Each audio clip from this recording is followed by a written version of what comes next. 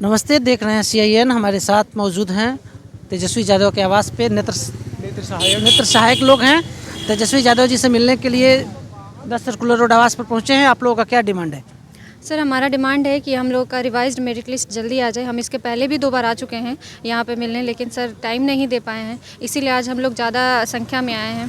हमारा नेत्र सहायक का वैकेंसी 15 साल बाद आया है 236 पोस्ट पे, लेकिन 2 साल हो गया अभी तक क्लियर नहीं हुआ। एक बार मेरिट लिस्ट आ चुका था जुलाई में, लेकिन उसके बाद कोर्ट में केस चला गया था जिसके कारण रुक गया था। 3 महीना हो गया है, जजमेंट भी आ चुका है। 3 महीना के बाद भी अभी तक मेरिट लिस्ट वापस से नहीं आया है। पटना में तापमान 9 डिग्री है, इतना ठंड है। ठंड में आप डिप्टी CM के यहाँ मिलने पहुंची हैं, भरोसा के साथ पहुंची हैं। आप क्या अपील करेंगी तेजस्वी जी से?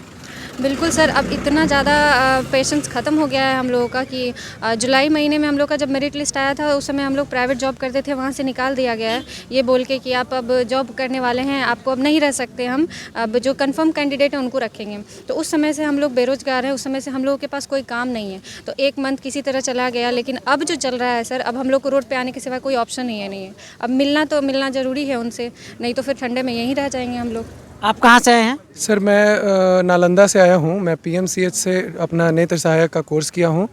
सर, सबसे पहले मेरा ये है कि माननीय उप मुख्यमंत्री महोदय जो हैं, हमारे स्वास्थ्य मंत्री भी हैं, ये बड़ी खुशी की बात है और हम उसी संवर्ग से आते हैं। हम लोग स्वास्थ्य मंत्री के पास भी अपील लेकर आए हैं और उप मुख्यमंत्री के पास भी अपील लेकर आए हैं, और इस नाते से लेकर आए हैं कि उन्होंने वादा किया है कि हम नौकरी भी देंगे और हमारी मांग नौकरी से रिलेटेड है। सर, उनसे बहुत ज़्यादा उम्मीदें हैं, बहुत ज़्यादा उम्मीदें हैं। इसलिए उनसे उम्मीद है, इसीलिए ये सारे जो लोग हैं, कोई बेतिया से, कोई चंपारण से, कोई मधुबनी से, कोई किशनगंज से भी आए हैं सर, और बहुत ऐसे हैं जिनकी उम्र 40 से भी अधिक है, और वो इस उम्मीद में हैं कि सरकार नौकरी देने की वादा करती है, और हम लोग का मामला नौकरी से रिलेटेड है। इसलिए सर, होता क्या है कि सरकार ने फरवरी माह में 1 लाख मोतियाबिंद निःशुल्क करने का वादा किया है।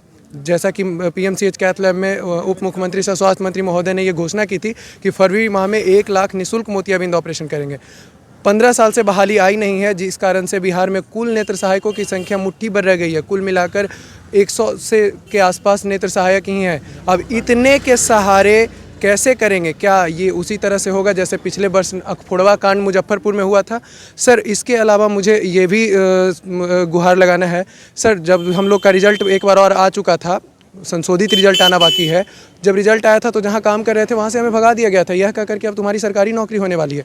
अब जब वहां से निकाल दिया गया, तब से हम बेरोजगार हैं, और बेरोजगारी इस कदर की डेली अब कोई काम बचा नहीं है। तो सचिवालय, BTSC, स्वास्थ्य मंत्री के पास भी 2 बार आ चुके हैं पहले भी, लेकिन आश्वासन के अलावा कुछ नहीं मिला है सर।